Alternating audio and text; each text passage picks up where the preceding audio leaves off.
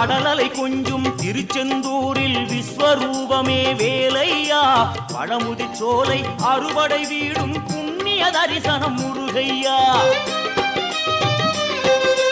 திருநீர் அணிந்து வரும் போது நெஞ்சில் நிம்மதி பிறக்குது கந்தையா சுகனே சிவனார் மகனே உன்னை பாட பாட சுகமாகுதையா வேல் முருகா அரோகரா அரோ